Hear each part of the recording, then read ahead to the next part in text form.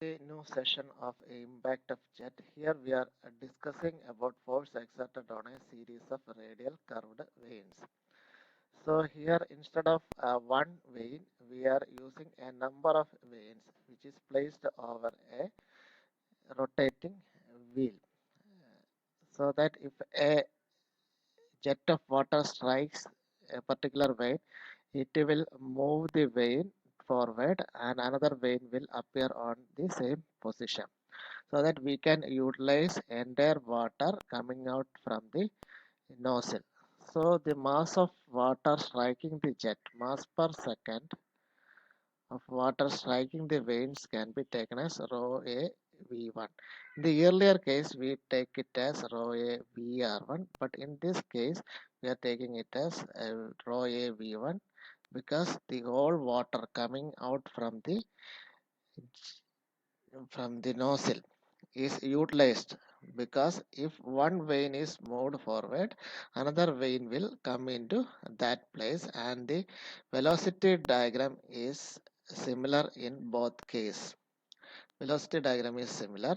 So the velocity diagram consists of a v1, which is absolute velocity of water striking the plate, and vr1, which is the relative velocity. Since the vein is moving at a particular velocity, say u, but in this case the u will be different at the inlet and outlet, because at the inlet, so the jet of water is striking at the point B, which is the outer radius of the wheel, and moving to the inner radius. So it is like an inward flow turbine. Okay. Since the outer radius and inner radius are different, the u will be different. So the velocity of vane at inlet will be u1 and outlet will be u2. So the vane velocity at inlet and outlet is different in this case.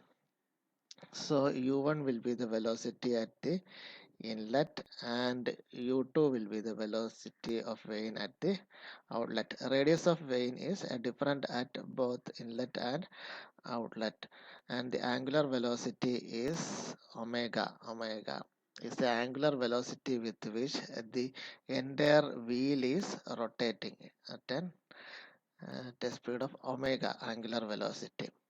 So u1 and u2 will be different here, and the other terms includes vw1, which is velocity of whirl. Velocity of whirl is the x component of v1. v1 x component is vw1, and its y component, v1 y component is vf1. And at the outlet, the jet of water leaves the vein at tangentially, so that it leaves the vein at an angle of phi, and the vr2 is the relative velocity. Since the vein is having a peripheral velocity of u2, that is in inner diameter or inner radius, the velocity is different, that is u2.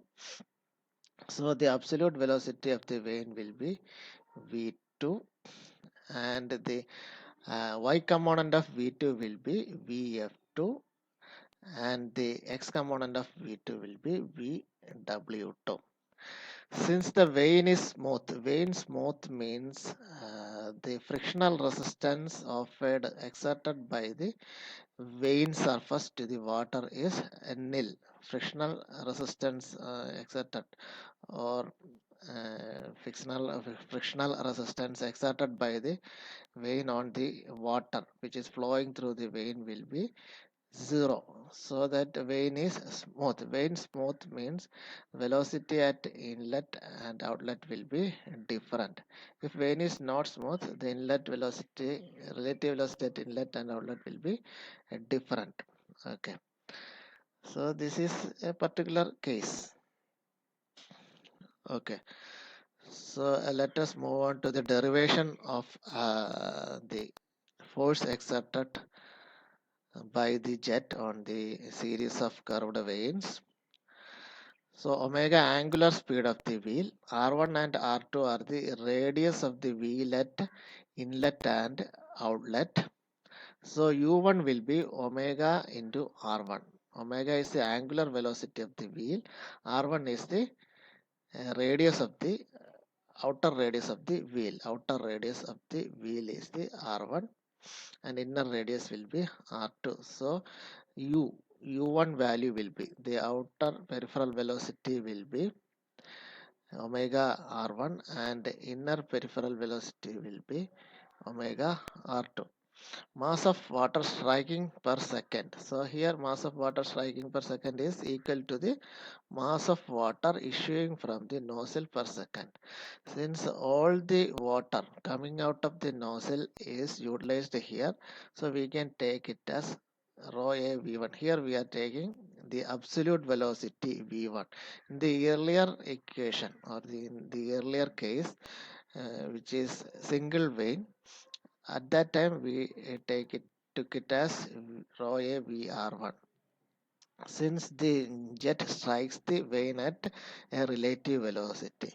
But in this case, the entire fluid is striking the vane, or entire energy of the fluid is utilized by the vane. The one vane is moved towards the right, then another vane will appear at the same position, so that we can utilize the entire water coming out of the nozzle. That is why it is taken as rho a v1.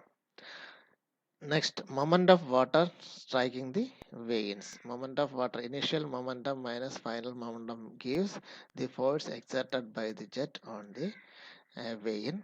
So that initial momentum means mass per second into velocity with which the jet strikes the plate. So we are taking it as moment of water striking the vane in tangential direction. So we are taking in the tangential direction means the velocity of water striking the vane at tangential direction, that means in the x direction. So we need to take the x component of v1. We are taking the x component of v1. So x component of v1 is what it is, vw1. So if we the angle at the inlet jet angle will be alpha. Alpha is the inlet jet angle. So if we are taking the x component of the absolute velocity, we are taking it as v1 cos alpha. So v1 cos alpha. So v1 cos alpha is equal to vw1. So rho a v1 into vw1 in the x direction, velocity component in the x direction. Similarly, momentum of water per second at outlet. In outlet, we are taking it as rho a v1 mass into velocity. So velocity here we are taking it as a negative sign. There will be a negative sign since the water is leaving in the opposite direction. The water is leaving in the opposite direction. So here there will be a negative sign, and vw2 will be the absolute velocity, x component of absolute velocity. So vw2. So vw2. Therefore, the mass of or momentum of water per second at outlet will be mass per second rho a v1 into vw2, and a negative sign will be there due to the direction of jet in the direction of jet is opposite to that at the inlet. So similarly, vw2, the angle with which jet leaves the jet is beta, vw2 will be v2 cos beta, v2 cos beta. So v2 cos beta is equal to component of v2 in the tangential direction. Tangential direction means the x direction. So this direction, it is moving in opposite direction. So negative sign is taken as v2 at outlet is in opposite direction. So next, angular momentum per second at inlet. So momentum, so earlier we had taken it as moment of water striking the vanes. So now we are considering angular momentum. So in this case, the vanes are placed over a wheel. In order to find the force exerted on the vanes, that is, we are getting a torque over torque, rotating force. We are getting a rotating force. So here we need to find the torque. Torque means angular momentum. Rate of change of angular momentum is torque. Rate of change of angular momentum is torque. So instead of force, we need to find torque. In the earlier cases, we had discussed about the force exerted. Since the plate is moving in the direction of force exerted, here the plate is rotating. Actually, the force exerted by the jet is utilized to rotate the wheel. So here we are taking it as torque. So torque will be rate of change of momentum. So in order to find the rate of change of angular momentum, so in order to find angular momentum, we need to multiply it with radius. So in momentum at inlet, so momentum at inlet we know that is rho a v1 into vw1 into radius at the inlet will be r1. R1 is the radius at the inlet. Angular momentum per second at the outlet. Angular momentum per second at the outlet will be rho a v1 into vw2 into r2. So multiplying it with radius gives the angular momentum. So torque exerted by water on the wheel will be rate of change of angular momentum. Rate of change of angular momentum means initial angular momentum minus final angular momentum per second.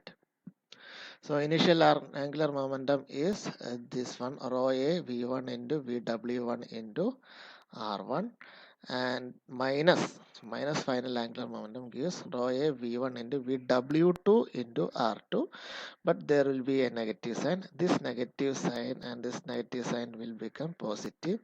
So rho a v1 into vw1 into r1 plus vw2 into r2 is the torque exerted by the water on the wheel. So this is a very important equation. So rho a v1 into vw1 into r1 plus vw2 into r2 gives torque exerted by the water on the wheel. Next we have to find work done per second. Work done per second means torque into angular velocity. Torque into angular velocity gives work done per second. Due to this torque, the wheel is rotating at an angular speed of omega. So T into omega gives T, we know that. So this equation, this equation will be multiplied by angular velocity of the wheel. So if this angular velocity goes into the equation, so rho a v1 into vw1 into omega into r1 plus vw2 into omega into r2. So omega into r1 is u1 and omega into r2 equals u2. So this equation becomes rho a v1 vw1 into u1 plus vw2 into u2. So this is the equation for work done per second on the wheel. So this is also a very important equation. So now we will look into the various cases. If beta is obtuse angle means if it is greater than 90 degree. If beta is greater than 90 degree, so the equation becomes minus. So earlier the equation is plus. So if it is obtuse angle, so the water is leaving the vane in the same direction, then negative sign will not be there. So the equation becomes rho a v1 vw1 u1 minus VW2 U2. So the general expression will be rho A V1 into VW1 U1 plus or minus VW2 U2. If beta is equal to 90 degree, beta is equal to 90 degree means if we look into the velocity triangle, if beta is equal to 90 degree means this VW2 is equal to 0. The VW2 term will not be there. So the equation becomes, if beta is equal to 90 degree, this term will be eliminated. So the equation becomes rho A V1 into VW1 into U1.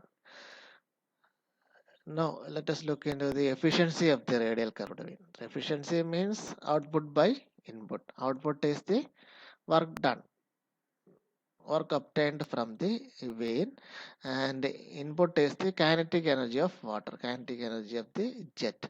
Work done, we had already obtained the expression for work done, rho A V1 into VW1 U1 plus or minus VW2 U2. And the kinetic energy per second, kinetic energy of the water will be half mv square, half mv square. M is equal to mass per second, rho A V1, V is equal to V1. So the term becomes half rho A V1 into V1 square. Cancelling out these two terms, the final equation becomes efficiency of vane. Final equation is this one. 2 into VW1 U1 plus or minus VW2 U2 divided by V1 square. This is the efficiency of a radial curved vane placed over a wheel. So this is the expression for the efficiency, and we had also discussed about the expression for work done and the torque, etc.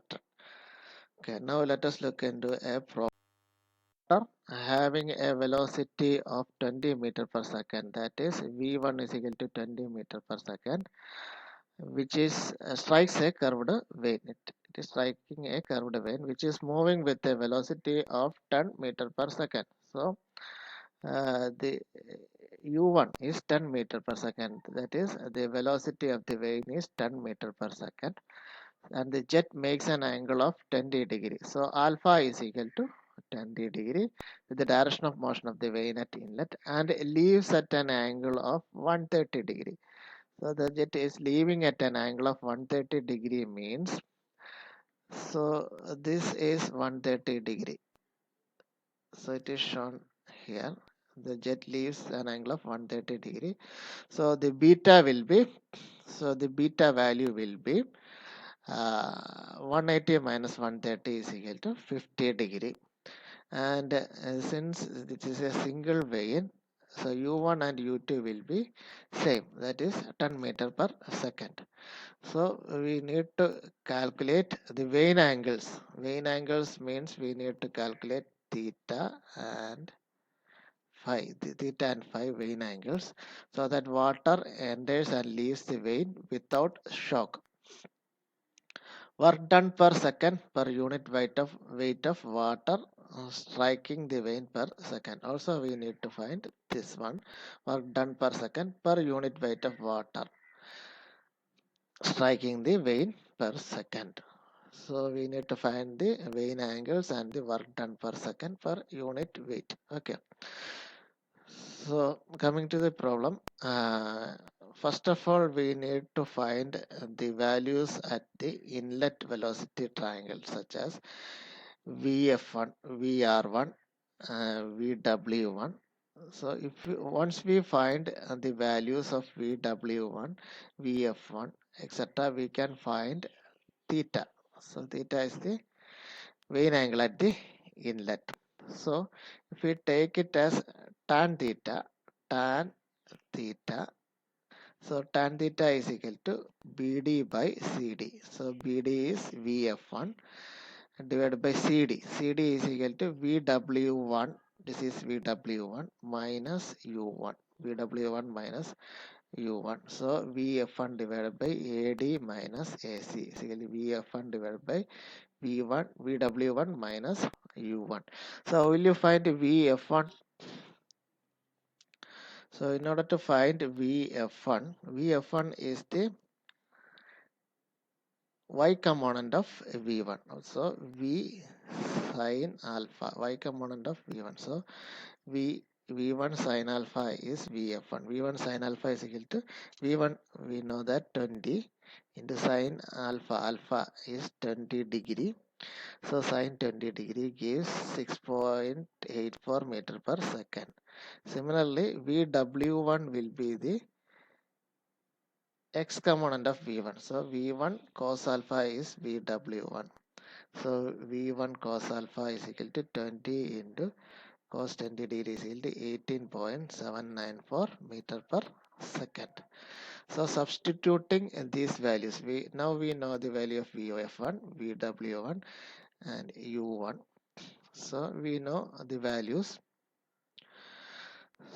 So substituting these values, we can obtain theta. Theta is equal to 37 degree 52 minutes.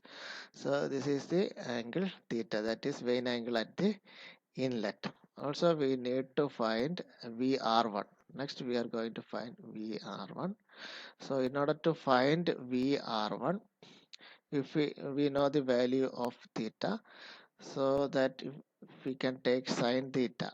Sine theta is equal to Vf1 divided by VR1. Sine theta is equal to Vf1 divided by VR1. So sine theta is equal to Vf1 divided by VR1 or Vf1. Vf1 value we know that we know it as 6.84 and sine theta value 37.875 degree. Okay, sine 37.875 degree. So VR1 is equal to 11.14. So considering it as smooth, vein is smooth. If vein is smooth means what? Vein smooth means VR1 is equal to VR2. So 11.14 meter per second. Now we need to find the terms on the outlet velocity triangle, such as we need to find the value of VR2. We already know it is VR1, and we need to find VF2, V2, VW2, etc. And U2 we know that it is equal to U1. So in order to find all these value, we need to take the velocity triangle. So if we take a triangle EFG, so EFG, we're taking EFG triangle EFG. So try from the triangle EFG. So if we draw the triangle here,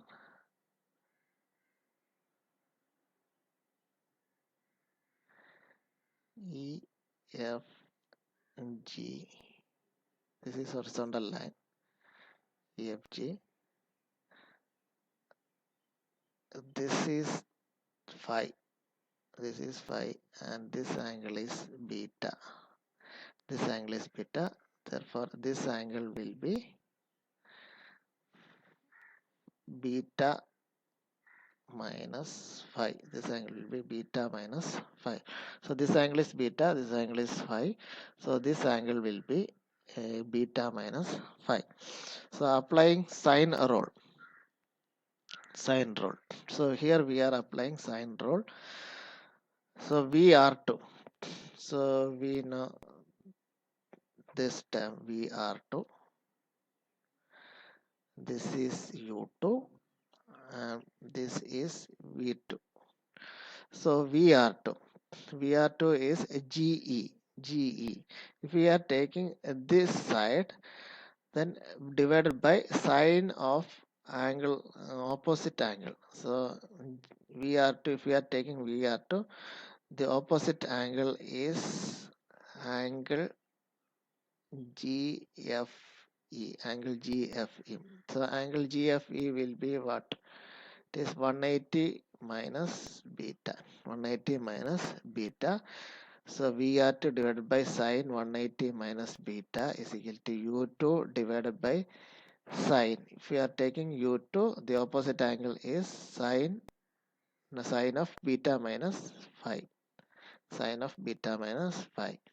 So here we know the value of VR2, and U2 we know it is similar to U1, which is 10. So the unknown term will be phi only, and beta value we know that it is 50 degree. So from this equation, rearranging this equation, we will get the value of psi, which is 6 degree, 6.56 degree. So 6 degree 33.6 minute. So the Vane angle outlet is obtained from this equation, from this triangle, that is EFG. So now we have to find the work done per second per unit weight of water striking the vane per second. So work done per second, we know that work done per second is equal to rho A V1 into VW1 plus VW2. So per unit weight of water, per unit weight means mass into mg, m into g is unit weight. So rho A V1 into VW1 plus VW2 divided by m is rho A V1 into g. So these two terms will be cancelled out. So the equation becomes 1 by g into VW1 plus VW2 into, sorry, here u term will be there, into u gives the work done per second per unit weight. So this is weight term per unit weight. So VW1 value we know, and VW2. So VW2 will be obtained from this triangle. So VW2 will be GF minus GH minus GF. GH is this is a GH. So GH minus GF. So how will you obtain a GH?